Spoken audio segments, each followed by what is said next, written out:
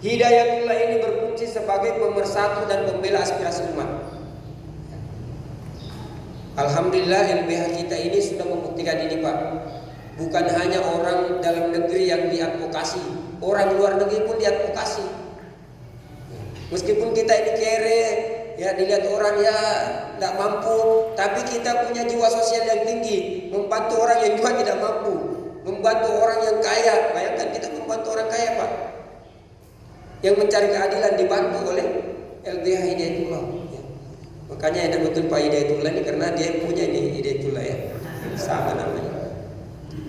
Yang kelima, sarana pelayanan dan pemberdayaan bagi umat. Ini sarana pelayanan Pak. Kenapa Allah ya Rahmatullah Said menstandarkan bahwa kampus Hidayatullah itu harus ada guest house-nya?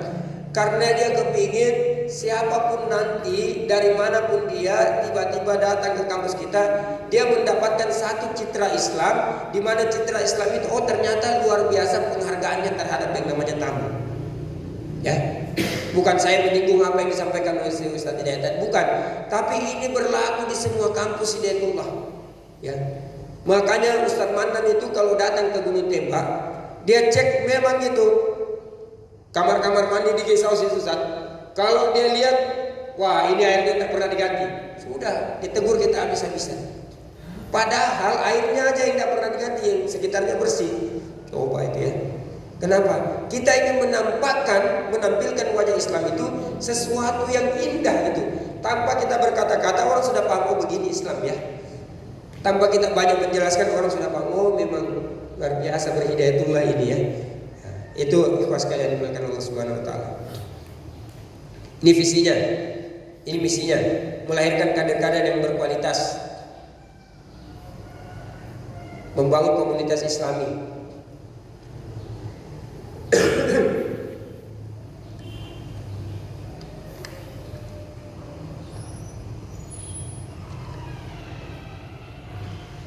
Ini harus terus disampaikan Pak. Ini harus terus diintrodusir. Apapun pendidikan kita, mau berbayar kah, tidak berbayar kah, 50-50 kah, bayar dan tidak. Kalau pas tidak ada uangnya dia tidak bayar, kalau ada uangnya dia bayar kah. Ya, sama semua. Apa? Harus melahirkan kader. Kader Pak, kita butuh kader. Ya.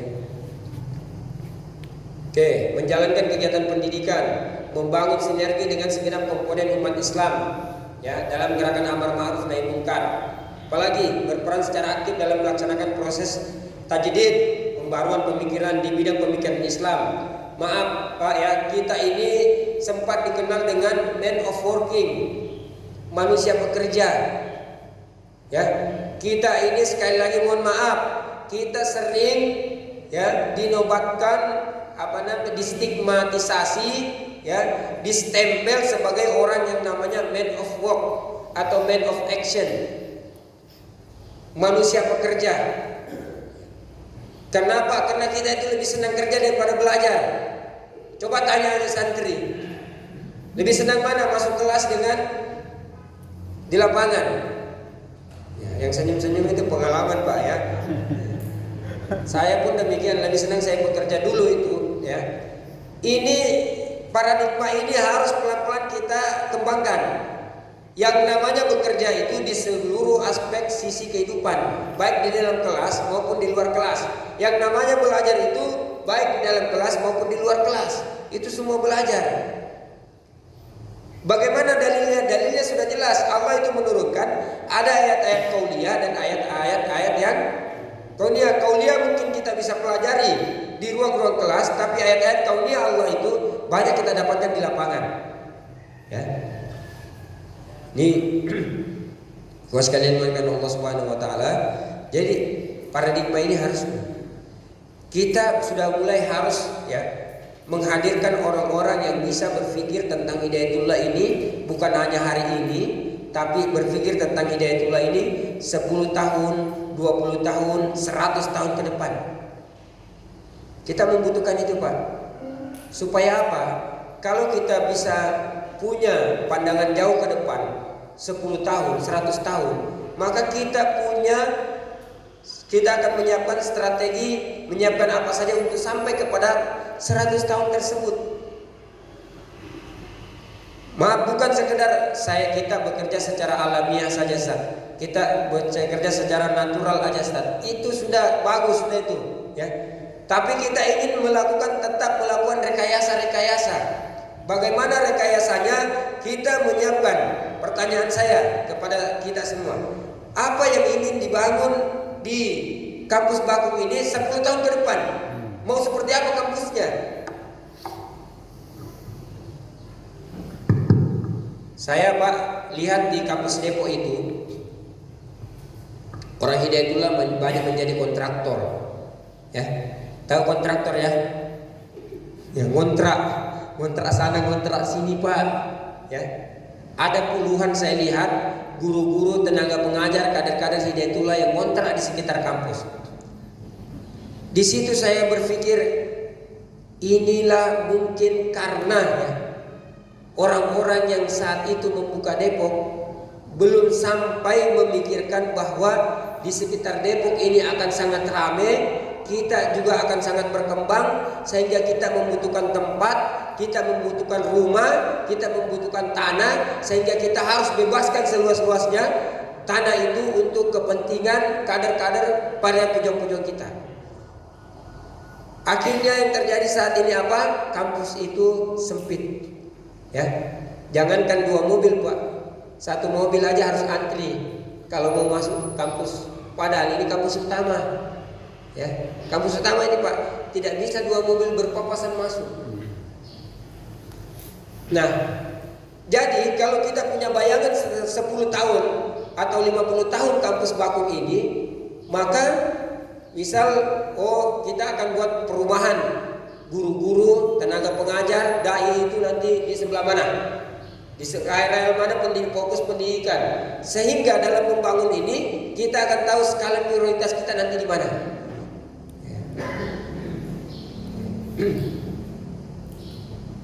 Ini belum masuk jati diri nih, Ustaz. Tapi anggaplah sudah bagian dari jati diri nih, Ustaz, ya. Saya khawatir ini kan berat-berat ini ya. Karena santri ini kalau dikasih materi jati diri, kayaknya belum sampai, karena ini materi Marhala Usto biasanya jati diri, ya.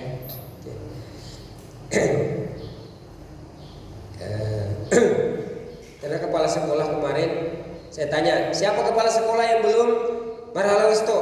Angkat tangan Pak, ada sebagian yang katakan beberapa Tuhan. Ini belum berani Usto. Padahal materinya kepemimpinan Islam, ya. Itu sangat erat kaitannya dengan materi apa di dalam jati diri ini itu. Kalau bicara kepemimpinan Islam, dari 6 tadi materi apa dia? Imam jamaah. Dikasih kepemimpinan Islam, belum pernah ikut Marhala Usto, berarti dia akan sulit punya paradigma, ya, berdasarkan Hidayatullah, jati diri Hidayatullah itu tentang kepemimpinan Islam. Itu pentingnya, ya, mengikuti sesuatu itu secara bertahap.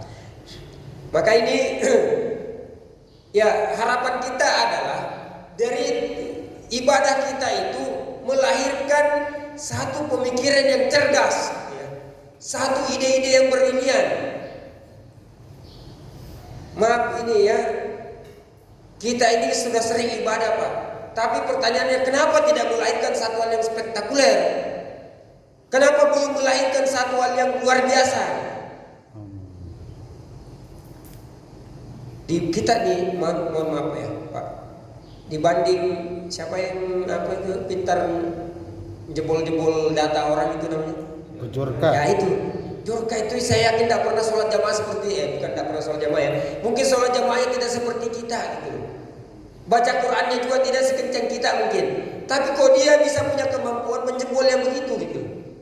Nah, Ustaz, memang bukan jurusan kami itu. Saya bukan masalah persoalan jurusan, ya.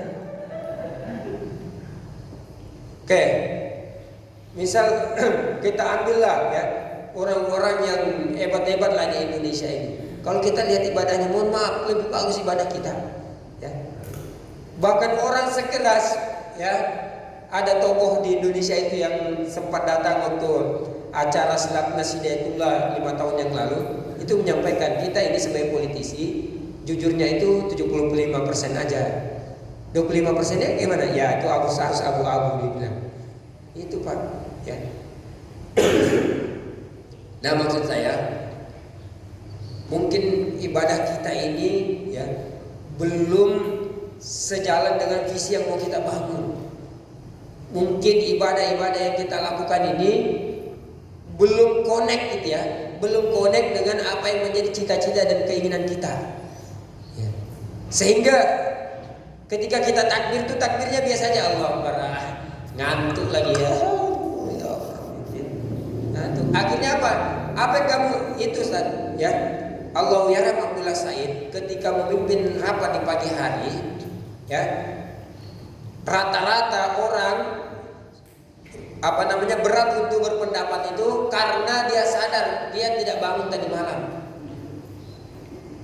ragu dan takut, khawatir berpendapat itu. Kenapa? Khawatir pendapatnya itu tidak dibingkai oleh apa yang dia dapatkan dari Allah Subhanahu wa taala.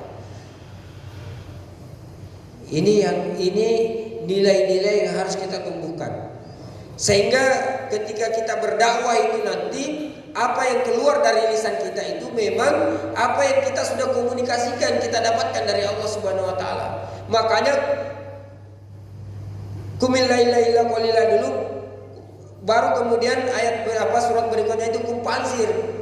Bangun dulu kedekatan kepada Allah Subhanahu wa taala, barulah kamu berdakwah. Ini Pak, mohon kita sama-sama, saya juga termasuk, evaluasi ibadah kita.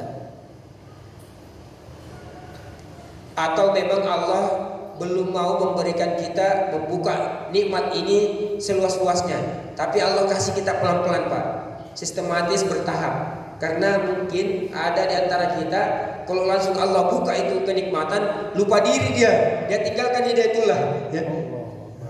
Oh ada Pak, banyak itu ya, banyak juga yang begitu. Nah ini perlu untuk menjadi catatan bagi kita. Mungkin Allah itu sedang memberikan nikmatnya kepada kita itu perlahan-perlahan karena khawatir mental kita belum siap. Maka Allah kasihnya sedikit-sedikit. Insyaallah.